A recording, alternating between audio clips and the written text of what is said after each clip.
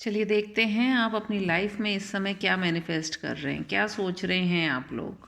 कुछ भी मैसेज हो सकता है। चलिए देख लेते हैं। वी हैव सिजोफ्रेनिया, स्किज़ोफ्रेनिया शायद। ओके, तो जैसे कि इस फिगर को आप देख रहे हैं कि you want to have your cake and eat it too. दो नावों के बीच में लटके हुए हैं कई लोग तो ऐसे हैं। और ये जब तक आप ऐसा करेंगे आपके जीवन में आप जो मैनिफेस्ट करना चाह रहे हैं वो नहीं कर पाएंगे। तो मैनिफेस्ट तो आप बहुत कुछ कर रहे हैं, लेकिन आप अटके हुए हैं किसी चीज़ में, किन्हीं दो चीज़ों के बीच में अटके हुए हैं। वहीं कहीं पर कुछ लोग ऐसे भी हो सकते हैं जो कि एक्सपीरियंस कर रहे हैं अपनी लाइफ में कुछ ऐसा जो कि उन्होंने शायद कभी एक्सपीरियंस नहीं किया हो। उनको गाइडेंस भी दी जा रही है एंड वो चाहते भी हैं कि लाइफ में कुछ करें, लेकिन कुछ लोग ऐसे हैं लेज़ीनेस के चलते वो अपनी लाइफ में डिसाइड नहीं कर पा रहे हैं, सोच नहीं पा रहे हैं। देख लेते हैं एक और कार्ड। ओह, बहुत सारे आ गए। Okay, we will see. कुछ लोग जो हैं अभी कंपैरिजन में हैं।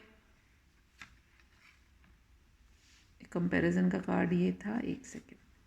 कंपैरिजन कर रहे हैं, तो जब तक आप कंपेयर करते रहेंगे अपने आप को किसी और से या किसी और को किसी और से, तो लाइफ में आप डिसाइड नहीं कर पाएंगे अपनी चीज़ों को। वहीं कुछ ना कुछ लोग जो हैं clinging to the past, past में ही जिए जा रहे हैं, जिसके फलस्वरूप वो जो अपनी लाइफ में मैनिफेस्ट करना चाह रहे हैं वो नहीं कर पा रहे हैं। तो आप मैनिफेस्ट की बजाय आप यदि इन्हीं बातों में अटके रहेंगे तो जो आप चाह रहे जीवन में वो नहीं हो पाएगा।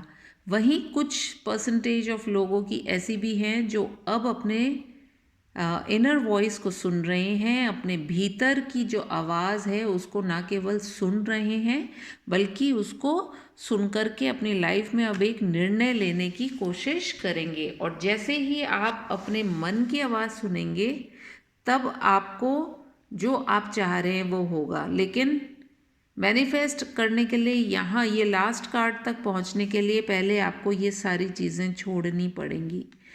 आपको ये दो चीज़ों के बीच में लटकना छोड़ना पड़ेगा।